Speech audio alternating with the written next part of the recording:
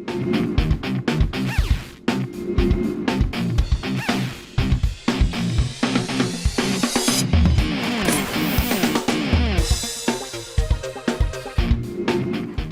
দেশে জড়ো হয়েছে ৪৮ দল।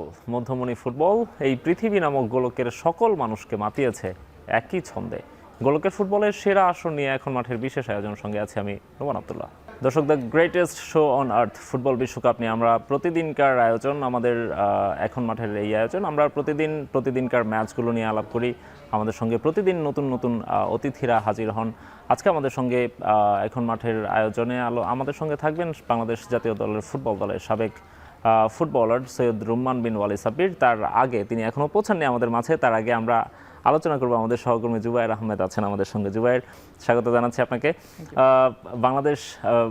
বাংলাদেশ এই মুহূর্তে আমরা দেখছি পুরো বাংলাদেশই বুঁদ হয়ে আছে বিশ্বকাপে। বাংলাদেশের মতো সারা বিশ্ব, সারা পৃথিবী বুঁদ হয়ে আছে ফুটবল বিশ্বকাপে। বিশ্বকাপ শুরু হয়েছে আরও 3 দিন আগে, কিন্তু আমরা দেখেছি যে ব্রাজিল মরক্কো ম্যাচ দিয়ে বিশ্বকাপের যে উত্তাপটা সেটি টের পাওয়া শুরু করেছে মনে হয় ফুটবল বিশ্ব এই ম্যাচটার মাধ্যমে। তো বিশ্বকাপের প্রথম হাই ভোল্টেজ ম্যাচ কেমন লাগলো? খুবই টানটান উত্তেজনার ম্যাচ এই ম্যাচটা।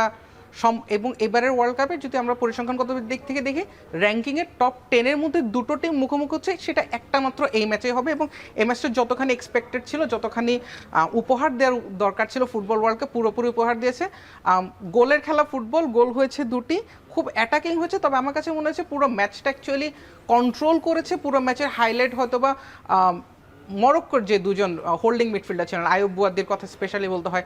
মাত্র 18 বছর বয়সে যে পরিপক্কতা গতকালকে দেখেছেন, এবং ব্রাজিলকে এক অর্থে যে ইনি আটকে রেখেছেন এই বিগ ম্যাচে, সেটা আইয়ুব বুয়াদি। অ্যান্ড ফুটবলের ট্যাকটিক্যাল দিক থেকে যদি কেউ নতুন করে ট্যাকটিক্স জানতে চান, কেউ যদি ফুটবলের ট্যাকটিক্যাল দিকগুলো বুঝতে চান, যে দুটো ম্যাচকে আমি এবারে ওয়ার্ল্ড কাপে এখন পর্যন্ত হাইলাইট করবো, সেটা অবভিয়াসলি চেকিয়া ভার্সেস দক্ষিণ কোরিয়ার ম্যাচটা এবং গতকালকে ম্যাচটা। একেবারে এক্সাইটিং একটা ম্যাচ, এবং যেটা ফুটবল ওয়ার্ল্ড এক্সপেক্ট করে এই দুটো হাই র্যাঙ্কিংয়ের টিম কাছ থেকে, সেই দুটোই পেয়েছি। And so good.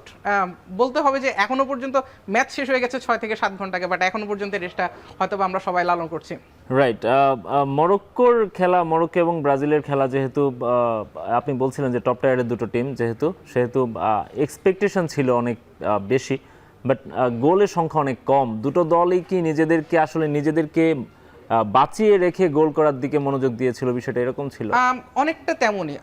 বিশেষ করে মরক্কোর ক্ষেত্রে যে জিনিসটা আমি বলবো, মরক্কো কিছুটা সেফ খেলতে চেয়েছে। বিশেষ করে একটা খুব পরিসংখ্যান যদি আমি বলি, প্রথম 30 মিনিটে তারা ব্রাজিলের গোল মুখে 12টা অন টার্গেট শট নিয়েছে, এবং ব্রাজিল 90 মিনিট খেলেছে গত 6টা বিশ্বকাপ ম্যাচে, মানে গত আসর বা তার আগের বছর মিলে গত 6টা বিশ্বকাপ মিলে কখনো 12টা শট একসঙ্গে ফেস করেনি, সেটা এখানে ফেস করেছে। বাট সেই 30 মিনিটের পরে শেষ পর্যন্ত মরক্কো ম্যাচটা শেষ করেছে 14টা শট নিয়ে। দ্যাট মিনস বাকি যে সময়টা ছিল, বাকি যে 60 মিনিটটা ছিল এক্সট্রা টাইম সহ যদি ধরে, তার নিয়ারলি 70 মিনিট, সেখানে তারা মাত্র 2টি শট গোলমুখী নিতে পেরেছে। সো এই জিনিসটাই বলে দিই যে মরক্কো কিছুটা সেফ খেলতে চেয়েছে, পয়েন্ট হারাতে চায়নি। বিকজ এই গ্রুপের বাদবাকি যে দুটো দল আছে, সেটা হচ্ছে স্কটল্যান্ড এবং হাইতি, তাদের বিপক্ষে ব্রাজিল বলি বা মরক্কো বলি, দুই দলেরই চান্স অনেক বেশি ছিল। ব্রাজিলকে সেকেন্ড হাফে একটু গোছানো মনে হচ্ছিল, যেই সময়টা বিশেষ করে যে সময়টা রাফিনিয়াকে রাইট ফ্ল্যাঙ্কে খুব ফ্রিকোয়েন্টলি ইউজ করা হচ্ছিল, সেই সময়টা একটু ব্রাজিলকে গোছানো মনে হচ্ছিল। মরক্কো সেই সময়টা নিজেদেরকে কিছুটা সরিয়ে নিয়ে আসে। এর পরবর্তীতে দেখা যায় আবার সেই পুরাতন ছকে ফিরেছে। বিশেষ করে ম্যাথিয়াস কুনিয়া নামার পরে যখন রাফিনিয়াকে আবার মিডফিল্ডের দিকে চলে আসতে হলো, তখন গিয়ে ব্রাজিলকেও সেইভাবে দেখা যায়নি, মরক্কোও দেখা যায়নি। মরক্কোর স্ট্রাইকারের দুর্বলতা নিয়ে অবশ্যই তাদের কোচ মোহাম্মদ ওয়াহাবিকে ভাবতে হবে। খুব বেশি স্ট্রাইকার তাদের হাতে নেই, সাইবারি একমাত্র আছেন। এর বাইরে আরেকজন আছেন নাম্বার 9 হিসেবে, প্রলিফিক নাম্বার 9 হিসেবে যিনি খেলছেন। এর বাইরে অ্যাকচুয়ালি মরক্কোর হাতে সেভাবে অপশন নেই। সো মরক্কো যদি আরেকটু অ্যাটাকিং অপশন থাকতো, স্ট্রাইকার যদি আরেকটু পরিপক্ক হতো, বদলি নামানোর জন্য যদি দুই কোচ একটু পরিপক্কতা দেখেন, তাহলে আরও ইন্টেন্স একটা ম্যাচ দেখা যেত। রাইট। ব্রাজিলের কথা বলবো। বিশ্বকাপের প্রথম ম্যাচ, যদিও বিল্ড আপ বলেন বা বল দখলের কথা বলেন অথবা ইন্টেন্সিটির কথা বলেন, প্রথম ম্যাচে একটু খাপছাড়া সব দলকেই মনে হয়। বিশ্বকাপ যেহেতু হাই প্রেশার থাকে, অনেক বেশি প্রেশার থাকে, এক্সপেকটেশনের চাপও থাকে দর্শকদের কথা মাথায় রেখে। আবার ব্রাজিলের মতো দলগুলোর কাছে এক্সপেকটেশন সবসময়ই বেশি থাকে, সো সব কিছু মিলে প্রেশার সবসময়ই হাই থাকে।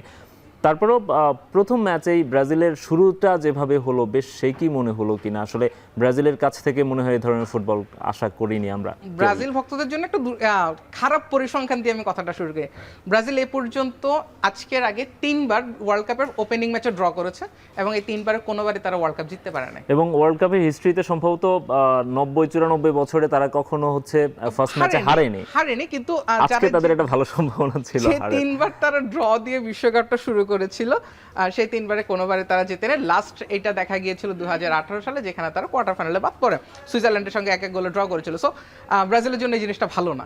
আর যেটা বলছেন যে অনেক ক্ষেত্রে আমরা দেখতে পাই যে একটা একটু ইনফর্মাল ওয়েতেই বলি যে প্রথম ম্যাচ হারলে বিশ্বকাপ জেতা যায়, আর্জেন্টিনা 2022 সালে করে দেখেছিল।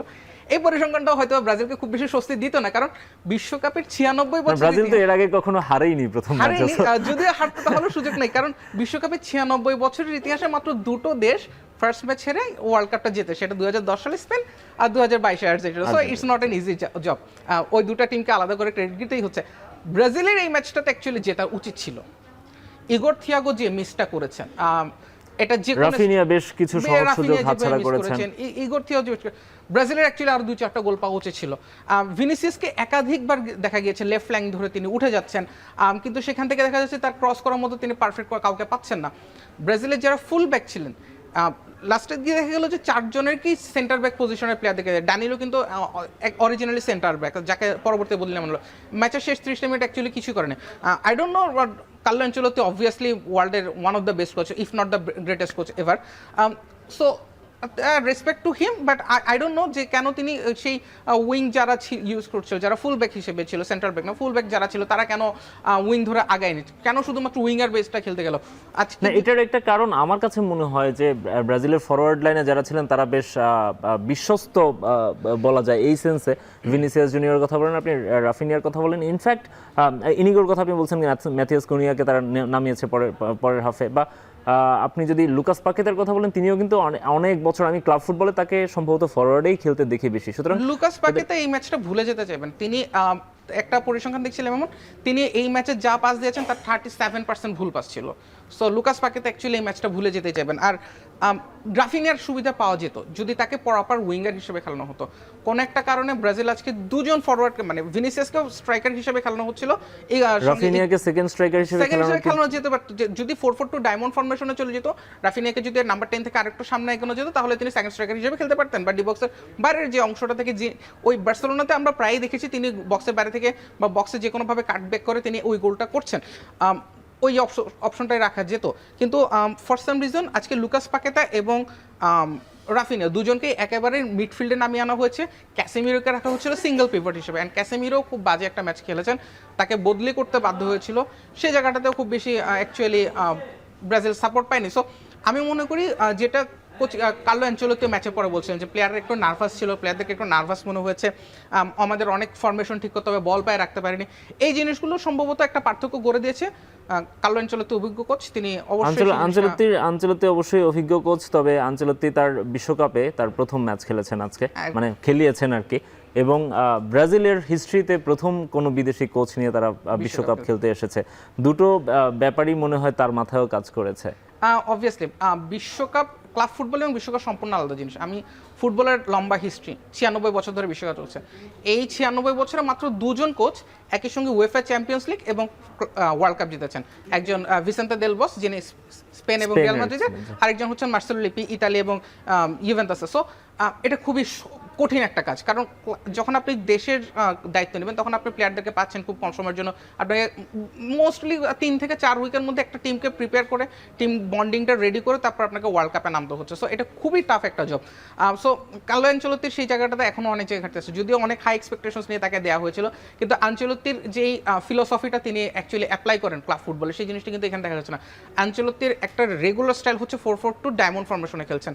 রিয়াল মাদ্রিদে তিনি এটা সাপোর্ট পেয়েছেন এবং তার অফেন্সিভ ট্রানজিশনে সেটা 4-3-3 হয়ে যায়, সেক্ষেত্রে হচ্ছে একজন স্ট্রাইকার কিছুটা নিচে নেমে আসেন, নট ফলস নাইন বাট অনেকটা ফক্স ইন দ্য বক্স টাইপের খেলেন, বাদ বাকি দুজন প্রপার উইঙ্গার ফাংশন করেন, যেটাতে তিনি রোনালদোকে যে জিনিসটা করেছিলেন লেফট ফ্ল্যাঙ্কে থাকলেও বেনজেমা কিছুটা ড্রপ করতেন, রোনালদো মাঝখানে এসে ফিনিশিং এর কাজটা করতেন। এই জিনিসটা তিনি রিয়াল মাদ্রিদে পরবর্তীতে হোসিলোকে দিয়ে করেছেন, ভিনিসিয়াস জুনিয়রকে তিনি কাটব্যাকের প্রচুর অপশন দিতেন রিয়াল মাদ্রিদে, কিন্তু এই জিনিসটা উনি ব্রাজিলে তিনি কাকে নিয়ে করবেন? রাফিনিয়া এবং ভিনিসিয়াস জুনিয়র দুজনে কিন্তু কাটব্যাক করতে পছন্দ করেন। সো এই জায়গাটা যিনি স্ট্রাইকার যিনি থাকবেন তাকে অ্যাকচুয়ালি ফলস নাইন হিসেবে খেলতে হবে, এবং ফলস লাইন খেলার মতো স্ট্রাইকার ব্রাজিলের মতো নয়। ম্যাথিয়াস কুনিয়া যদিও আছেন, ম্যাথিয়াস কুনিয়াকে যদি ইন্ট্রোডিউস করানো হয় পরের ম্যাচে, সেক্ষেত্রে একটা খুব ইন্টারেস্টিং বিষয় হবে যে ব্রাজিলের ট্যাকটিক্সটা খুবই দেখার মতো একটা বিষয় হবে যে ওই জায়গাটা কি করছে। আর যদি সেটা হয়েও থাকে, ওয়েস্ট হ্যামের মধ্যে আমরা দেখেছি লুকাস পাকেতাকে অ্যাটাকিং মিডফিল্ডার হিসেবে খেলতে, তাহলে অ্যাটাকিং মিডফিল্ডার যদি লুকাস পাকেতা হয় তাহলে বাদবাকি ব্রাজিলের মিডফিল্ডের ব্যালেন্সটা কীভাবে হবে? ক্যাসিমিরোর রোলটা কী হবে? তিনি কি বক্স টু বক্স থাকবেন নাকি তিনি যে ডেস্ট্রয়ার ভূমিকায় থাকেন শুধুমাত্র অপোনেন্টের বল আটকে দেওয়া, সেটাও একটা দেখার বিষয় হবে। সো ব্রাজিলের ট্যাকটিক্যাল অ্যাসপেক্টে ব্রাজিলের নেক্সট ম্যাচটা হাইতির বিপক্ষে ইজি ম্যাচ, কিন্তু ব্রাজিলের ট্যাকটিক্যাল যদি কিছু ঠিক করতে চায় এক্সপেরিমেন্টের দিক থেকে, তাহলে অ্যাঞ্চেলোর থেকে সম্ভবত 11টা গুছাতে একটু আসলে বেগ পেতে হচ্ছে, কারণ নেইমার জুনিয়রকে নিয়ে হয়তো বা তার আশা ছিল, নেইমার জুনিয়র না থাকাতে তার 11 সাজানোটা একটু কঠিন হয়ে যাচ্ছে, কারণ তাদের দলে আসলে আপনি সেই অর্থে যদি তাদের দলে স্ট্রাইকার খোঁজেন, স্ট্রাইকার নেই। নেইমারের মতো প্লেয়ার যখন আপনার দলে থাকবেন তখন গোল স্কোরিং এবং প্লে মেকিং দুটো কাজই তিনি করতে পারেন, যেটি তার জন্য অনেকটা ইজিয়ার হতো। ব্রাজিলের এই দলটাতে আমরা শুরু থেকে বলছিলাম যে ব্রাজিলের এই দলটার মিডফিল্ডটা হচ্ছে সবচেয়ে বড় শক্তি, কিন্তু আজকের ম্যাচে যেটি মনে হলো যে ব্রাজিলের মিডফিল্ডটাই মনে হয় সবচেয়ে দুর্বল। ক্যাসিমিরোর কথা বলেন, সবচেয়ে এক্সপেরিয়েন্সড প্লেয়ার, কিন্তু তাকেই ফার্স্ট হাফের পরে উঠিয়ে নেওয়া হয়েছে, কারণ যে পরিমাণ মিস তিনি করছিলেন, যে পরিমাণ ভুল পাস তিনি দিচ্ছিলেন। ব্রুনো গুইমারেস দারুণ একটা পাস তিনি দিয়েছেন, বেশ কয়েকটা বলই তিনি দিয়েছেন আসলে থ্রু পাস দিয়েছেন, কিন্তু সেই অর্থে আসলে মিডফিল্ডারদের যে কাজটা সেটি কিন্তু আমরা আসলে এই ব্রাজিলের যে মিডফিল্ড লাইনটা ছিল সেখান থেকে আমরা মনে হয় সেভাবে পাইনি। এই জায়গাটা কৃতিত্ব দিতে হবে মরক্কোর দুজন হোল্ডিং মিডফিল্ডারকে। আজকের দিনে ম্যান অফ দ্য ম্যাচে কিন্তু আইয়ুব বুয়াদির হিস্ট্রিটাও খুব ইন্টারেস্টিং। যিনি ফ্রান্সের বয়সভিত্তিক দলের ক্যাপ্টেন ছিলেন, তাকে বিশ্বকাপের মাত্র 2 সপ্তাহ আগে মরক্কো ফিফার মাধ্যমে নিজেদের করে নিয়েছে, এবং ফ্রান্সের ক্লাব লিলে 18 বছর বয়সে প্রায় ফ্রেঞ্চ লিগে 100 বেশি ম্যাচ খেলেছে। এবং কেন বুয়াদিকে নিয়ে এতটা টানা পড়েন সেটা কিন্তু আজকে দেখিয়ে দিয়েছেন। প্রচন্ড ভালো খেলেছেন, 4টা রিকভারি ছিল, গ্রাউন্ড ডুয়েলে তিনি 14টার মধ্যে 13টাতে সফল হয়েছেন, আমার যদি ভুল না হয় 84% কারেক্ট পাস ছিল, 4টা রিকভারি ছিল, 4টা ট্যাকল ছিল, এবং ক্লিন ম্যাচ খেলেছেন। যখন দরকার ছিল ট্যাকল করেছেন, 3-4টা ট্যাকল করেছেন, কিন্তু কোনো কার্ড তিনি রিসিভ করেননি। খুবই দুর্দান্ত খেলছেন, এবং এই বয়সে বিশ্বকাপের মতো এত বড় একটা স্টেজে একজন হোল্ডিং মিডফিল্ডার এতটা ভালো খেলছেন, এটা অবিশ্বাস্য, এবং এটা বলতে হয়। এবং আইনাউই খুবই চমৎকার খেলেছেন। সোফিয়ান আমরাবাদকে আমরা প্রত্যাশা করছিলাম, গত বিশ্বকাপের ওয়ান অফ দ্য স্টার ছিলেন সোফিয়ান আমরাবাদ খেলেননি, বাট তিনি যা খেলেছেন অসাধারণ। এর আরেকটা জিনিস বলতে হয়, আজকের দিনের আরেকটা হাইলাইট বলতে হবে অবশ্যই নাসের মাজরাউই প্রথম যে আপনার মনে থাকার কথা 5 মিনিটের মাথায় তিনি যেভাবে বক্সে ঢুকে পেয়েছেন, যদি কোনো একজন মরক্কান প্লেয়ার পায়ে বল যেতে পারতো তাহলে এটা একটা বিপদ হতে পারতো ব্রাজিলের জন্য। মাজরাউই খুবই চমৎকার খেলেছেন আজকের দিনে, ডিফেন্সিভলি এবং অফেন্সিভলি দুটো দিক থেকে সবচেয়ে বেশি কিন্তু তার 10টা ডিফেন্সিভ অ্যাটেম্প নিয়েছেন তিনি, এবং 4টা অ্যাটাকিং অ্যাটেম্প নিয়েছেন। সো সব দিক থেকে আজকে নাসের মাজরাউই খুবই ভালো খেলেছে। ব্রাজিলের লেফট ফ্ল্যাঙ্কটা উইক ছিল, সেটা কমপ্লিটলি ইউজ করেছেন, এবং অবভিয়াসলি আইয়ুব বুয়াদির কথা আলাদা করে অবশ্যই বলতে হবে। তার আগে আমরা একটু ব্রাজিলের গোলটা দেখতে চাই। ব্রাজিলের কথা যেহেতু আমরা বলছিলাম, ব্রাজিলের ফিনিশিং নিয়েও আমরা কথা বলছিলাম। বলটা ভিনিসিয়াস জুনিয়র নিজেই বাড়িয়ে দিয়েছিলেন ব্রুনোকে, এরপর তিনি আবার বলটা পেলেন। অনেকটা সোলো গোলের মতোই বলা যায়। আপনার যেভাবে মরক্কোন ডিফেন্ডারকে কাটব্যাক করলেন তিনি, এরপর শুট করলেন, কিছুটা টাইট অ্যাঙ্গেলও ছিল আমার কাছে মনে হয়। এখান থেকে আসলে গোলকিপার, বিশেষ করে ইয়াসিন বুনোর মতো গোলকিপার যদি থাকেন, তাকে আসলে ফাঁকি দেওয়া খুব একটা সহজ কাজ নিশ্চয়ই নয়। এই জায়গাটায় আশরাফ হাকিমির পজিশনটা একটু ভালো হতে পারতো। পুরো ম্যাচে যদি আপনি দেখেন তাহলে একটা 50-50 ব্যাটল গিয়েছে আশরাফ হাকিমি অ্যান্ড ভিনিসিয়াস জুনিয়রের মধ্যে। এটা খুবই স্বাভাবিক ছিল, দুই দলের সবচেয়ে বড় দুই তারকা তারা দুজনে। এই জায়গাটাই যখন আপনি ভিনিসিয়াসকে যখন আপনি একলা ছেড়ে দিবেন, ভিনিসিয়াসের মতো একজন প্রলিফিক উইঙ্গারকে আপনি ছেড়ে দিচ্ছেন, যদিও সেন্টার ব্যাক যিনি ছিলেন তিনি এইদিকে গার্ডের কাজটা করছিলেন, তাকে তিনি গার্ড করছেন, কিন্তু ওই জায়গাটা অনেক বেশি ছিল, এবং আশরাফ হাকিমি একজন রাইট ব্যাক হওয়ার পরও ব্রুনো গিমারেসের থেকে অনেকখানি পেছনে আছেন। সো এই জায়গাটায় ভিনিসিয়াস অনেকটা ওপেন স্পেস পেয়ে গিয়েছেন এবং ভিনিসিয়াসের কাছ থেকে এটা প্রত্যাশিত যে এইরকম একটা স্পেস তিনি কাজে লাগাবেন। স্পেসটা তো তিনি আসলে তৈরি করেছেন, বলটা এবং তিনি নিজের মধ্যে বোঝাপড়া, রাইট। আশরাফ হাকিমিকে বিট করেছিলেন এবং আশরাফ হাকিমিকে যখনই এই জায়গাটা আশরাফ হাকিমির গতি আছে, তার একটা কুইক রিকভারির দরকার ছিল, রিকভারিটা তিনি করতে পারেননি। তবে ওভারঅল এখানে দোষের কিছু নেই, কিন্তু আলটিমেটলি ভিনিসিয়াসের জিনিসটা এখানটা সবচেয়ে বেশি, কারণ ভিনিসিয়াস একটা ক্লাস এবং ক্লাস ইজ পার্মানেন্ট, এটা বোঝাতে হয়। জেনারেশনাল ট্যালেন্টদের মধ্যে একজন এবং প্রবাবলি এই ওয়ার্ল্ড কাপের সবচেয়ে সুন্দরতম গোলটা এখন পর্যন্ত যে কটা গোলই হয়েছে সবচেয়ে সুন্দরতম গোলটা তিনি করে ফেলেছেন। এবং ভিনিসিয়াস জুনিয়রের বিশ্বকাপের প্রথম গোল এটি, ব্রাজিলের হয়ে 50তম ম্যাচ খেলেছেন, 50তম ম্যাচে 10ম গোল, কিন্তু বিশ্বকাপে প্রথম গোল। এর আগের বিশ্বকাপটাও তিনি খেলেছেন, গোল পাননি। একই অবস্থা রাফিনিয়াও বিশ্বকাপ সেকেন্ড বিশ্বকাপ খেলছেন, কিন্তু এখন পর্যন্ত ব্রাজিলের হয়ে কোনো গোলের দেখা পাননি। সুতরাং ভিনিসিয়াস যে গোলটা করেছেন একই সঙ্গে মাস্টার ক্লাস, এবং আনচেলত্তি বা ব্রাজিল সাপোর্টার যারা আছেন তাদেরকে কিছুটা হলেও স্বস্তি দেবে, অন্তত ভিনিসিয়াস তার ফর্মটা ধরে রেখেছেন। এটা অবভিয়াসলি এটা ভিনিসিয়াসের কাছ থেকে ব্রাজিল গোল পাচ্ছিল না অনেকটা দিন ধরে, এবং এই ওয়ার্ল্ড কাপের আগে তিনি যেভাবে মানে ক্লাব লেভেলে তিনি যে পর্যায়ে খেলে থাকেন, আসলে ন্যাশনাল টিমে তাকে সেভাবে দেখা যায়নি কখনো। গত ব্যালন ডিওর যেটা ছিল 2024 ব্যালন ডিওরের যেই হার্টব্রেকটা ভিনিসিয়াসের হয়েছিল, এরপর থেকে কিন্তু ভিনিসিয়াস খুব বেশি ছন্দে দেখা যায়নি, বেশ কিছু কন্ট্রোভার্সিতে জড়িয়েছিলেন মাঠের আচরণ দিয়ে। সো এইসব কন্ট্রোভার্সিকে পাশে ফেলে বা সেই ধরনের কোনো কিছু কন্ট্রোভার্সিয়াল আচরণ মাঠে শো না করে তিনি একটা গোল নিয়ে মাঠ ছেড়েছেন এবং বেশ কিছু চান্স ক্রিয়েট করেছেন। লেফট ফ্ল্যাঙ্কে দারুণ খেলেছেন আজকে স্পিড দিয়ে। আই থিংক বেশ কিছু চান্সও তিনি ক্রিয়েট করেছিলেন বিষয় ব্রাজিলের জন্য। রাইট, মরক্কোর গোলটাও আমরা একটু দেখতে পারি, যদিও শুরুটা আসলে করেছিল মরক্কোই। আমরা শুরু থেকেই যেভাবে আসলে তাদের অ্যাটাক দেখছিলাম, সেখান থেকে তারা যেভাবে আসলে গোলটা আদায় করে নিয়েছিল, চমৎকার একটা ব্যাপার ছিল। আমরা একটু মরক্কোর গোলটা যদি দেখি, আপনি দেখবেন যে মাঠেরও নিচ থেকে যেভাবে আসলে বলটা বাড়িয়ে দিলেন ব্রাহিম দিয়াজ, এবং সেখান থেকে নিখুঁত একটা ফিনিশিং আমরা দেখলাম। এবং এই গোলটারও শুরুটা কিন্তু নাসের মাজরাউইকে দিয়ে। ইন্টারেস্টিংলি লেফট ব্যাক ছিলেন, পাকেতা বলটা লুজ করেন। পাকেতা খুব আজকে আগে বললাম যে পাকেতা ভুলে যেতে চাইবেন এই ম্যাচটাকে, এই নাসের মাজরাউই একটু পাঁচটা দিয়েছে, এবং ব্রাহিম দিয়াজ অবভিয়াসলি বলটা তিনি যথেষ্ট সময় পর্যন্ত হোল্ড করেছেন দুজন মিডফিল্ডারকে তার কাছে এনগেজ রাখার জন্য, এবং যখনই যখনই লেট রানটা দিলেন তখনই বলটাকে তিনি অপারেট করেছেন। গ্যাব্রিয়াল আর্সেনালের টাইটেল জিতে এসেছেন, কিন্তু গ্যাব্রিয়ালকে কিন্তু এই জায়গাটা রিকভার করতে বেশ খানিকটা টাইম নিয়েছে। সাইবারের রানটা দুর্দান্ত ছিল, অ্যালিসন বেকার অনেকটা বেরিয়ে এসেছে। এখানে আমার মনে হয় যে ডিফেন্ডারদের সঙ্গে অ্যালিসন বেকারের একটা বোঝাপড়ার ঘাটতি ছিল। এবং অ্যালিসন বেকার যদি অন্তত পেনাল্টি যে স্পটটা থাকে 25 গজের যে পেনাল্টি স্পট, সেখানটাতেও যদি থাকতেন অ্যাটলিস্ট একটা ওই জায়গাটাতে এত বেশি অপশন থাকতো না, কারণ তখন আপনি চিপ করবেন নাকি সাইডে শট নেবেন, সেটার একটা সংশয় স্ট্রাইকারকে ফেলা যেত। কিন্তু এই রানটাই খুব ভালো ছিল সাইবারের, পুরো গোলটাতে সাইবারের রানটাই খুব চমৎকার ছিল, এবং সেটা তিনি ভালোভাবে অপারেট করেছেন।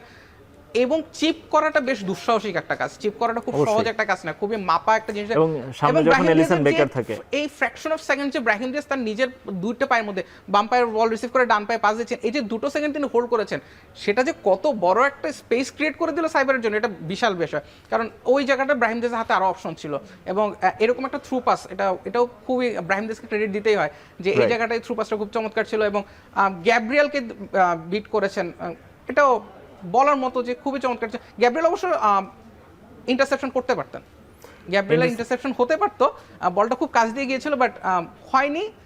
Lucky for Morocco, but finishing and the pass. এখানে আমার যে প্রশ্নটা জুবাইর, সেটা হচ্ছে যে মার্কিনিয়াস এবং গ্যাব্রিয়েল সেখানে ছিলেন, দুজন মোটামুটি দলের ভরসার মানে এরকম বিশ্বস্ত দুজন ডিফেন্ডার থাকার পরও এলিসন বেকার কেন আসলে এত দূরে গিয়ে আসবেন? তিনি যদি পোস্টেও থাকতেন, চিপ করার সুযোগ তো থাকতো না, শর্ট করার সুযোগ থাকতো, শর্ট নেওয়ার সুযোগ থাকতো, সেক্ষেত্রে কিন্তু সাইবেরিয়াকে আসলে ভাবতে হতো, তার 1-2 সেকেন্ড কিন্তু তাকে আসলে নষ্ট করতে হতো যে তিনি কোন পাশটায় শুট করবেন, বা ডিফেন্ডাররা তাকে ট্যাকল করতে পারতো সেই সময়টায়, বা এই সময়টা পাওয়া যেত। আসলে এখানে আসলে দুজন ডিফেন্ডার থাকার পরও বেকার কেন আসলে এত দূর উঠে আসলেন? মার্কিনিস এবং গ্যাব্রিয়েল কিন্তু দুই ঘরানার ডিফেন্ডার। গ্যাব্রিয়েল অনেকখানি রাফ ট্যাকল করতে চান, কিন্তু মার্কিনিস তেমন নন। দুজনের খেলার টাইপটা ডিফারেন্ট, এবং বলটা কিন্তু গ্যাব্রিয়েলের সাইড থেকে বেশি আসছিল। সো এটা এক্সপেক্টেড ছিল যে গ্যাব্রিয়েল একটা ট্যাকল করবেন, কিন্তু তারপরও কেন এলিসন বেকার চলে আসছেন এই জায়গাটাতে? আমার কাছে যেটা মনে হচ্ছে, এলিসন বেকার অ্যাকচুয়ালি এই বছরের মার্চে যে ইনজুরিটা পড়েছেন, তারপর থেকে কিন্তু তিনি খুব একটা ম্যাচ খেলেনি, এটা তার সেকেন্ড ম্যাচ। সো অ্যালিসনের নিজেরও প্রস্তুতি কতটা, এবং যখন প্রেস কনফারেন্সে, ম্যাচের আগের প্রেস কনফারেন্সে যখন অ্যালিসন বেকার যখন উপস্থিত হন, তখনই সবাই বুঝে গিয়েছিলেন যে অ্যালিসন স্টার্ট করবেন, এবং এটা ব্রাজিলের গণমাধ্যমের জন্য, ব্রাজিলের যারা সাংবাদিক যারা কাভার করতে গেছেন তাদের জন্য একটা সারপ্রাইজিং ছিল যে কেন অ্যালিসন বেকারই স্টার্ট করছেন। তারপরে নাম্বার 1 গোলকিপারের উপর আঞ্চলিকতে ফসে গেছেন, বাট এই ম্যাচটাতে অ্যালিসনকে খুব বেশি পরীক্ষা দিতে হয়নি সেভাবে, কিন্তু এই ভুলটা তিনি করেছেন যে এগিয়ে আসাটা খুব বেশি অনুচিত ছিল এই জায়গাটায়। কিন্তু আমার কাছে যেটা মনে হচ্ছে অনেকটা দিন ধরে যিনি মাঠের বাইরে ছিলেন তার ডিসিশন মেকিং এর ক্ষেত্রে কিছুটা প্রবলেম হতে পারে, এবং অ্যালিসনের সময়টা লিভারপুলও অ্যাকচুয়ালি খুব একটা ভালো যাচ্ছিল না, মামার দিশভিলির কাছে জায়গা হারাচ্ছেন, গুঞ্জন আছে ইউভেন্টাস তাকে জন্য আগ্রহ দেখেছিল, সবকিছু মিলে অ্যালিসন যে একটা মাঠের বাইরে যে একটা বাজে সময় বয়সও হয়েছে, আমার মনে হয় ক্যারিয়ারের রিফ্লেক্সের সামনে তিনি অনেকখানি চলে রিফ্লেক্স এসেছেন। অনেকখানি কমে এসেছে, টপ টায়ারে অনেকদিন খেলেছেন, সো একটা ক্লান্তীয় ব্যাপার আছে। তবে আমার কাছে যেটা মনে হচ্ছে অ্যালিসনের অ্যাকচুয়ালি মাঠের বাইরের যে ইফেক্টগুলো ছিল সেটা অ্যাকচুয়ালি তার ডিসিশন মেকিংয়েও একটা প্রবলেম করে দেয়, যেটার ফলশ্রুতিতে মরক্কো এত সুন্দর একটা গোল পেয়ে যায়। রাইট জুবাইর, আমরা বিশ্বকাপ নিয়ে আরো অনেক আলাপ করবো, তার আগে ছোট্ট একটা বিরতি নিব। এখন মাঠে নিচ্ছে একটা বিরতি, ফিরছি একটু পরেই। আমি ভরসা রাখি হিরন স্মার্ট ওয়াটার পিউরিফায়ারে। বিরতির পর ফিরে এলাম, আপনারা দেখছেন এখন মাঠে। দর্শক, বিশ্বকাপ নিয়ে কথা বলছি ব্রাজিল মরক্কো ম্যাচ নিয়ে। আগেই জানিয়েছিলাম আমাদের সঙ্গে আলোচনা করতে আসবেন বাংলাদেশ জাতীয় ফুটবল দলের সাবেক ফুটবলার সৈয়দ রুম্মান বিন ওয়ালি সাব্বির। সাব্বির ভাই, আপনাকে স্বাগত জানাচ্ছি। একটু লেট হয়ে গেল। আমরা জানি আপনাকে বাংলাদেশের ম্যারাডোনা বলা হয়, কিন্তু আপনি একটু আগেই বলছিলেন যে আপনি ব্রাজিলের সাপোর্টার। আমি একটু বিট সারপ্রাইজড আর কি, যে মানে যিনি ম্যারাডোনা হিসেবে খ্যাতি পেয়েছিলেন তিনি কেন ব্রাজিলের সাপোর্টার হবেন। আসলে আমরা 78 থেকে তো খেলা দেখি, তখন পেলের ব্যাপারটা আমরা জানতাম, তো যেই কারণে ব্রাজিলকে আমরা সমর্থন করছি তখন।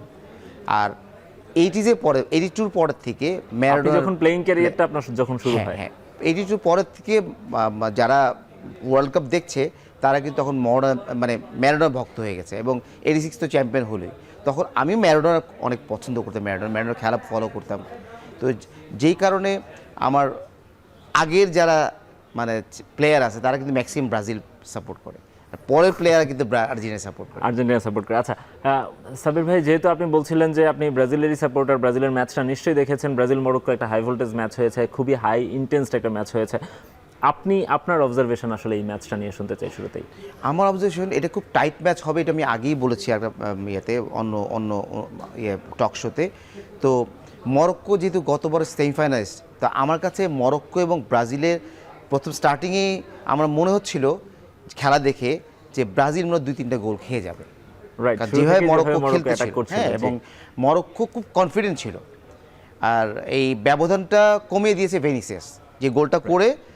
তখন কিন্তু কামব্যাক করেছে ব্রাজিল আবার কামব্যাক, তখন স্বাভাবিক খেলা খেলেছে। আমার কাছে ওয়ার্ল্ড কাপে যত ওয়ার্ল্ড কাপ খেলা দেখেছি, ব্রাজিল যত ভালো টিম হোক আর যত খারাপ টিম হোক, কোনো টিমকে তারা টিম মনে করে না, স্বাভাবিক খেলা খেলে। এইটা তাদের কিন্তু একটা বড় গুণ, তাদের ভিতরে একটা কোয়ালিটি আছে, ফুটবল বোঝার একটা ক্ষমতা আছে তাদের ভিতরে, তারা আদান প্রদান করে খেলতে পারে। এবং যত ভালো টিমই হোক, আমি মনে করি যে আমি বলি যে মরক্কো যে টিম, ব্রাজিল না হলে এই টিম মরক্কো এই অন্য না হলে 3-4টা গোল খেয়ে যেত, নো ডাউট অ্যাবাউট ইট।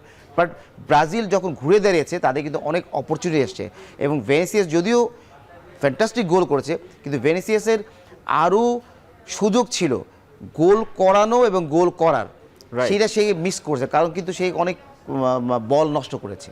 হ্যাঁ, আমি মনে করি এখানে কি ভিনিসিয়াসের কাঁধে আসলে দায়িত্বটা বেশি চলে এসেছিল সাব্বির ভাই? এই কারণে বলছি, কারণ তাদের যে স্ট্রাইকার হিসেবে যিনি খেলেছেন, ম্যাথিয়াস কুনিয়ার কথা বলি বা ইনিগোর কথা বলি, আমার কাছে একদমই ভালো লাগে নাই, ওকে অনেক আগে চেঞ্জ তাদের কারণে কি ফিনিশিং এর দায়িত্বটাও কি ভিনিসিয়াসকে নিতে হয়েছে? এবং তার কিন্তু কোনো দায়িত্ব, সে এই হোল ম্যাচ দেখেন, তার কোনো দায়িত্ব নাই, সে কোনো ফাইট করে নাই, টাফ হেডে বা কোনো যে একটা ডিফেন্সকে একটা প্রেশারে রাখবে, তার কোনো সেই জিনিসটা আমরা দেখি। তিনি কিছুটা অখ্যাত ফুটবলার, পুরো ম্যাচেও কিছুটা অখ্যাতই ছিলেন, আমি মনে করি যে 10 জন খেলেছে ব্রাজিল, তার কোনো ভূমিকা আমি স্ট্রাইকিং এ দেখি না। আমার কাছে মনে হয় তার ভূমিকা যদি একটু টাফনেসও থাকতো, ডিফেন্সের প্রেশার থাকতো, তাহলে কিন্তু ব্রাজিল আর একটু সুবিধা পেত। রাইট, বেশ কিছু সুযোগ কিন্তু পেয়েছিল ব্রাজিলিয়ানরা। আসলে আপনি যেটি বলছিলেন যে শুরুতে আসলে 30 মিনিটে যদিও মরক্কো অনেকগুলো চান্স ক্রিয়েট করেছিল, যখন ভিনিসিয়াস জুনিয়র গোলটা করলো এরপর থেকেই কিন্তু আসলে ব্রাজিলিয়ানরা খেলাটা ঘুরিয়ে দিয়েছে, এবং পুরোটা ম্যাচ আসলে ব্রাজিল কন্ট্রোল করেছে। বিশেষ করে সেকেন্ড হাফে আমরা বেশ কিছু অ্যাটাক তাদের কাছ থেকে দেখেছি। আমরা যদি চান্সগুলো দেখি তাহলে আসলে সেক্ষেত্রে চান্সগুলো নিয়ে আলাপ করা যাবে। ব্রাজিল আসলে আমরা যেটি বলছিলাম যে এই যে এই গোলটা ইজি হওয়ার কথা, একদম মানে ও মানে আমার কাছে মনে হয় চোখ বন্ধ করে হেডটা করেছে, বলটা মনে খেয়াল করে না। আমি মনে করবো যে ব্রাজিলের মতো প্লেয়ার এই বল পাওয়ার পর যদি সেই বলটা হচ্ছে হেড করতে না পারে, এবং সে আমার কাছে মনে হয় কি হয়েছে, সে আগে বেরিয়ে গেছে। আমার যদি জাজমেন্ট যদি ফুটবল বল না জাজমেন্ট না করতে পারে আমি গোল করতে পারবো না। ওই জায়গায় আপনি বক্সের মধ্যে থাকবেন, ওই জায়গায় যদি আপনি জাজমেন্টে মিস করেন তাহলে তো হ্যাঁ, সমস্যা। তাহলে হবে না। আমাকে Fraction জাজ second করতে হবে যে decision বলটা নিতে হবে। কোথায় আসছে, আমার কতটুকু রান করতে হবে, কতটুকু জায়গা ফ্লাই করতে হবে, এটা আমাকে বুঝতে হবে, নাহলে তো সে ভালো স্ট্রাইকার হবে। রাইট, আরো বেশ কিছু চান্স আছে, আমরা সেগুলো একটু দেখব। এইটা তো ওপেন বল, এই গোলটা না করা মানে একেবারে বক্সের সামনেও হ্যাঁ। ছিলেন এই সময়, এখান থেকে হ্যাঁ। আসলে গোলটা করতে না পারা বেশ বড় ধরনের ভুল। এইটাও কিন্তু ভালো শট হয় নাই, মরক্কো এইটাও গোল শটটা, করার একটা বিশাল বড় সুযোগ ছিল হ্যাঁ মরক্কোর জন্য। মরক্কোর জন্য জি। তবে বলটাতে আসলে মরক্কো ট্রিমেন্ডাস ফুটবল খেলেছে, নো ডাউট অ্যাবাউট ইট। ও ব্রাজিল না হলে অন্য কেউ হলে কোন ব্যাপার ছিল না তাদের জিতাটা। এখান থেকে আসলে তিনি ওপেন স্পেসই পেয়েছিলেন আসলে শুটটা করার জন্য, বেশ মানে তার সামনে কোনো ডিফেন্ডার ছিল না, কোনো মার্ক ছিল না, না, সেখান থেকে আসলে তিনি এটা ওই এই জায়গাটা মেসি ভেরি এক্সপার্ট। মেসি এই জায়গাটা সূক্ষ্মভাবে তার বলগুলি জালে পৌঁছায় সুন্দর করে। রাইট, ফিনিশিং আসলে আলাদা একটা অ্যাবিলিটি, যেটা সবার মধ্যে নিশ্চয়ই সবার থাকে না। ভিতরে হয় না। মরক্কোর গোলটা আমরা একটু দেখতে পারি। মরক্কো শুরুতেই গোলটা করে যেভাবে নিজেদের নিয়ন্ত্রণে ম্যাচটা নিয়েছিল, বাট আমার এই স্ট্রাইকারটা খুব ভালো লাগে, সাইবারি। এবং হ্যাঁ ব্রাহিম দিয়াজ যে বলটা দিয়েছে Right. ফ্যান্টাস্টিক। এবং এখানে মিস্টেকটা কি ছিল, আমাদের ব্রাজিলের ডিফেন্ডারের ওকে ফলো করে না। দেখেন এই বলটা, দেখেন এই বলটা দিচ্ছে মাঝখানে পুরো ফাঁকা, ওকে Right. আনমার্ক ছিল, ওকে মার্ক করা ছিল, কিন্তু ও is a very dangerous striker right now, Right. In the world right now. সাইবারি, তাকে অবশ্যই মার্ক করা উচিত ছিল। রাইট। সেখানে আমার ব্রাহিম দিয়াজকে আসলে, ব্রাহিম দিয়াজ এই মিডফিল্ডের এত নিচ থেকে বলটা আসলে সেখানে পাঠাবে, বল দিচ্ছে। এই দেখেন ডিফেন্স, দুইটা ডিফেন্সের ভিতরে স্ট্রাইকার যে গ্যাপটা, এই ইভেন গ্যাব্রিয়েল কিন্তু তার আগেই ছিল। হ্যাঁ, এই গ্যাপটা কিন্তু করতে দেওয়া উচিত হয় নাই, ম্যান টু ম্যান মার্কিং করা উচিত ছিল। রাইট, তার নালে কিন্তু সেই স্পেসটা মানে ক্রিয়েট করতে পারতো না। আর আমার কাছে প্যারালাল ছিল, একটু আপ ডাউন থাকলে ডিফেন্স সবসময় প্যারালাল থাকলে রিস্কি পড়ে যায়, যখন একটা ম্যানকে প্রোটেক্ট করে আরেকটা ম্যান পিছিয়ে থাকতে হয়, এটা ফুটবলের নিয়ম। জি। এটা যদি থাকে তাহলে কিন্তু ডিফেন্স সেফ থাকে, একটা স্ট্রাইকার গোল করতে পারে। ব্রাজিলের মতো 5 বারের বিশ্ব চ্যাম্পিয়ন দল এই সহজ নিয়মটা ভুলে গেল কেন? এইটা হঠাৎ হয়েছে তো, কাভার করতে আসলে ফ্র্যাকশন অফ সেকেন্ডস এর সময় কাভার করতে ডিসিশন নিতে হয়। ফুটবল আসলে এটা অনেক বড় চ্যালেঞ্জ। বাট আমি মনে করি যে ব্রাজিল, যেহেতু মরক্কো অনেক ভালো টিম, ব্রাজিল আর এই স্ট্রাইকার অনেক ভালো স্ট্রাইকার, হ্যাঁ, তাকে মার্ক করা উচিত। আর আমি বলছি যে ব্রাজিল, আমি অলওয়েজ দেখছি ব্রাজিলের বেস্ট টিম, এবং যদি দুর্বল টিমও হয়, কোনো টিমকে তারা টিম মনে করে, কোনো প্লেয়ারকে তারা প্লেয়ার মনে করে, স্বাভাবিক খেলা খেলে। এটা আমি একদম অনেক আগের থেকেই খেলা দেখে আসি, এবং পেলের থেকেও তখন দেখেছি খেলা। তো ওরা খুব স্বাভাবিক ফুটবল খেলে, ওরা খুব টেন্স হয় না যে আমি হারতেছি 3 গোলে, তাদের কিন্তু ওরকম টেন্স নাই, দ্যাট মাচ সিরিয়াস। বাট সে তার মতো খেলে যাচ্ছে, এবং আলটিমেটলি দেখা যায় এক সময় সে রিকভারি করে ফেলছে।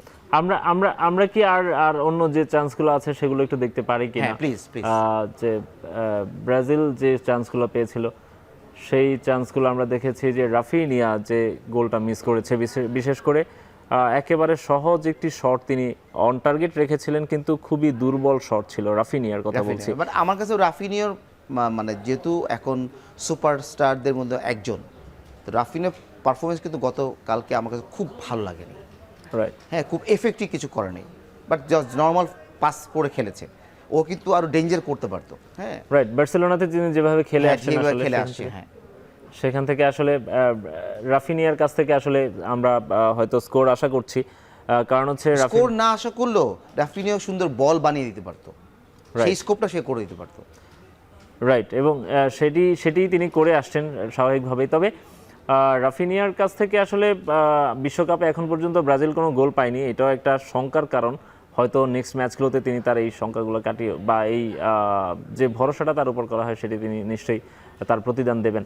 আমরা একটু ছোট্ট করে শুনতে চাই আপনার কাছ থেকে ভাই, পরের দুটো ম্যাচ হচ্ছে স্কটল্যান্ড এবং হাইতির এগেনস্টে ব্রাজিলের। ব্রাজিল আসলে সেই ম্যাচগুলোতে নিজেদের কৌশলগত দিক থেকে আসলে কী ধরনের পরিকল্পনা তারা করতে পারে, আজকের ম্যাচটা দেখে আসলে কি মনে হলো, তারা আসলে কি প্ল্যানে এগোতে পারে পরের দুটো ম্যাচে? তাদের কাছে মানে মরক্কোর মতন টিমকে তারা অত মানে ওইভাবে যেভাবে সিরিয়াস নেওয়ার কথা, তারা খুব স্বাভাবিক খেলা খেলেছে। আমার কাছে স্কটল্যান্ড আর হাইতি এটা খুব একটা না, তাদের জন্য বড় চ্যালেঞ্জ কিছু না। আমার কাছে মনে হয় যে মরক্কো এবং ব্রাজিল দুটোই সেকেন্ড রাউন্ডে যাবে, নো ডাউট অ্যাবাউট ইট। এরা এখানে তো 1-1 ড্র হয়েছে, তো এখন যে কোনো একটার সাথে জিতলে কিন্তু আমি কোয়ালিফাই করতে পারছি। তবে বোঝার দরকার আছে যে সেকেন্ড রাউন্ডে ওঠার পরে আমার মানে আমি মানে চ্যাম্পিয়ন হলে, গ্রুপ চ্যাম্পিয়ন হলে আমার কী লাভ হবে, রানার্স হবে, এইটা ইকুয়েশন কিন্তু আমাদের করা দরকার, মানে একটা টিমের করা দরকার। নেক্সট কাজটা আমি খেলা পড়তে পারে, সেটা চিন্তা ভাবনা করে আমার কাছে মনে হয় এই ইকুয়েশনটা রাখা উচিত। অবশ্যই তারা সেটি নিশ্চয়ই তারা ভাবনায় রাখবে। সাবির ভাই, আমরা আপনার কাছে আবারও ফিরবো, তার আগে ছোট্ট একটা বিরতি নিব। এখন মাঠে নিচ্ছে আরও একটা বিরতি, ফিরছি একটু পর। আমি ভরসা রাখি হিরন স্মার্ট ওয়াটার পিউরিফায়ারে। সাবির ভাই, আমরা বলছিলাম যে বিশ্বকাপের ব্রাজিল মরক্কো ম্যাচ নিয়ে আলোচনা করছিলাম। এটি ছাড়াও গতকাল এবং আজকে মিলিয়ে আরও 3টি ম্যাচ হয়েছে। অস্ট্রেলিয়া তুরস্ক ম্যাচ খেলেছে, 2-0 হয়েছে। সেই ম্যাচের রেজাল্ট হাইতি স্কটল্যান্ডের খেলা ছিল, সেখানে স্কটল্যান্ড জয় পেয়েছে। আমরা দেখেছি রাতে খুব ইন্টারেস্টিং একটা ম্যাচ হয়েছে কাতার এবং সুইজারল্যান্ডের। সেই ম্যাচে আমরা দেখেছি 1-1 গোলে ড্র হয়েছে। এই 3টা ম্যাচের মধ্যে আপনার কাছে কোন ম্যাচটা বেশি আকর্ষণীয় মনে হয়েছে? আমার কাছে ওয়ার্ল্ড কাপের প্রতিটা ম্যাচ তো ইম্পর্টেন্ট। আমার কাছে মনে হচ্ছে যে কাতার এবং সুইজারল্যান্ডের যে 1-1 গোলে ড্র হয়েছে, হ্যাঁ, সুইজারল্যান্ড খেলাটা, সুইজারল্যান্ড কিন্তু একচেটিয়া খেলেছে। সুইজারল্যান্ড খেলাটাও কিন্তু ওভারঅল তারা টোটাল ফুটবল খেলেছে। হ্যাঁ, পুরো ম্যাচটা ডমিনেট করেছে। হ্যাঁ, কাতার যেহেতু আন্ডারডগ টিম, তো সেখানে সুইজারল্যান্ডের এগেনস্টে তারা কিন্তু একটু ডিফেন্সিভ ফুটবল খেলেছে, কাউন্টার অ্যাটাক তারা করেছে। তো সুইজারল্যান্ড তারা টাইম মতো গোল পেয়েছে এবং তারা কিন্তু আক্রমণ চালিয়ে যাচ্ছিল, এবং আমি মনে করেছিলাম যে এইটার রেজাল্ট মনে আর একটু বাড়বে। পরবর্তী সময় লাস্ট মোমেন্টে শেষের দিকে কাতার কিন্তু একটা ক্রসিংয়ে কিন্তু কিছু একটা গোল করে, একটা কর্নার কিক থেকে গোল বা একটা ক্রস থেকে একটা গোল করে সমতায় ফিরিয়ে আনে। তা আমার কাছে মনে হচ্ছিল যে কাতার ড্র মানে 1-0-তে মানে তারা সন্তুষ্ট, এভাবেই তারা খেলছিল। তো এইটা 1-1 হবে এটা তারা চিন্তা করতে পারেনি। রাইট। এবং সাবির ভাই, আপনাকে একটা ইন্টারেস্টিং তথ্য দেই। তারা গত ওয়ার্ল্ড কাপটা যদিও তারা হোস্ট করেছিল, কিন্তু বিশ্বকাপে এটি কাতারের প্রথম পয়েন্ট। তারা গত ওয়ার্ল্ড কাপে কোনো পয়েন্ট পায়নি, এবারই প্রথম পয়েন্ট পেল। আপনি যেটা বলছিলেন, তারা হয়তো 1-0-তেই সন্তুষ্ট ছিল, কিন্তু তারা একটা পয়েন্টও পেয়ে গেছে বাই লাক। আমরা একটু তাদের গোলগুলো দেখতে পারি আসলে। হ্যাঁ, এই যে ক্রসটা গোলটা করলো, ফ্যান্টাস্টিক। এবং তারা কিন্তু খুব ধীর গতিতে খেলছিল, তারা খুব ম্যান মার্কিং করে খেলছিল। যে সুইজারল্যান্ড তো তাদের সুপিরিয়র টিম, তো তাকে আসলে আটকানো মুশকিল ছিল। কিন্তু আমার কাছে মানে সুইজারল্যান্ডের দুর্ভাগ্য যে তারা কিন্তু গোলগুলি পায় নাই। হ্যাঁ, তারা কিন্তু পাওয়ার চান্সেস ছিল, কিন্তু তারা কিন্তু অনেক ভালো খেলেছে। মানে টোটাল যদি আমি বলি, আপনি যদি সংখ্যান করেন, তাহলে পরিসংখ্যান করেন যে তাদের বল কিন্তু তাদের পায়ে বেশি ছিল। রাইট, এবং সেটি হওয়ার কথা। সাবির ভাই, আমরা আসলে সুইজারল্যান্ডে যে ফুটবলটা দেখি, ইউরোপিয়ান টিম, এবং লাস্ট ইউরোতেও তারা যেভাবে খেলেছে, ইউরোতে তারা যেভাবে খেলছে, সেখান থেকে আসলে কাতারের মতো দল তাদের সঙ্গে বা কাতারের সঙ্গে তাদেরকে পয়েন্ট হারাতে হবে, এটা তাদের জন্য অনেকটা দুর্ভাগ্যজনক ব্যাপার। তবে কাতারের থেকে কিন্তু সুইজারল্যান্ড ফিজিক্যালি তারা অনেক বেটার, হাইটও বেটার। হ্যাঁ, না, আমি সুইজারল্যান্ড, কাতারের থেকে সুইজারল্যান্ড কিন্তু ফিজিক্যালি তারা অনেক বেটার। আমি তাদের ফিজিক দেখেছি এবং তাদের এন্ডুরেন্স স্ট্রেংথ দেখেছি, রানিং এবং দেখেছি। ট্যাকটিক্যালিও নিশ্চয়ই তারা বেটারই হবে, ফার বেটার টিম হবে, ডেফিনেটলি বেটার। রাইট। আমরা একটু সুইজারল্যান্ডের গোলটাও দেখতে পারি আসলে। সুইজারল্যান্ড যেভাবে শুরুতেই, এটা তো একটা ফাউল হয়েছে, সেট পিস থেকে গোল পেয়েছে। হ্যাঁ, এটা ফাউল হয়েছে সেট পিস থেকে। এটা আবার অনেকেই অফসাইড মনে করছিল, হ্যাঁ, কিন্তু ভিআরে মনে হয় এটা আসেনি, ভিআরে অফসাইড মনে হয়নি। জি, এবং তারা পেনাল্টি থেকে গোল নিয়েই আসলে শুরুটা লিড নিয়েছিল। তবে এটা একটু হতাশাজনক ব্যাপার যে সাবির ভাই, যে আসলে সুইজারল্যান্ডকে পেনাল্টিতে গোল করে হচ্ছে লিডটা নিতে হলো, বা একটা পেনাল্টি ছাড়া তারা আসলে গোল মুখটা খুলতে পারেনি কাতারের, এটা একটু হতাশাজনক ব্যাপার আমার কাছে মনে হয়। তবে এক্ষেত্রে কাতারের ডিফেন্সকে নিশ্চয়ই আলাদা পয়েন্ট দিতে হবে, আলাদা করে ক্রেডিট দিতে হবে। ডেফিনেটলি তাদের স্ট্র্যাটেজি কোচ যে স্ট্র্যাটেজি নিয়েছে, দেখেছি সুইজারল্যান্ড বেটার টিম, তো সেই অনুযায়ী আমাকে কীভাবে খেলতে হবে, তারা কিন্তু তাদের ডিফেন্সটাকে খুব স্ট্রং এবং মিডফিল্ডকে খুব স্ট্রং রাখছে, যে অ্যাটাকিং আমরা যদি গোল রিসিভ না করি সেই হিসাবে তাদের স্পেসগুলিকে তারা বন্ধ করে রেখেছে। রাইট, সাবির ভাই আমরা আপনার কাছে আবারও ফিরবো, তার আগে আরেকটা বিরতি নিব। এখন মাঠে নিচ্ছি আরও একটা বিরতি, ফিরছি একটু পরেই।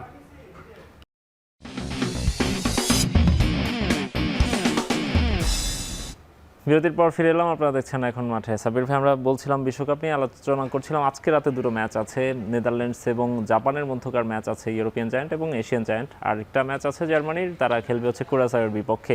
আমরা এই দুইটা ম্যাচের প্রেডিকশনটা আপনার কাছ থেকে শুনতে চাই, কেমন হতে পারে? কুরাসাও তো নতুন দল, ক্যারিবিয়ান একটা কান্ট্রিতে সেই প্রথমবার ওয়ার্ল্ড কাপ খেলছে, তো এটা তো মানে জন্য জার্মানির জন্য খুব ইজি ম্যাচ জেতার ব্যাপার।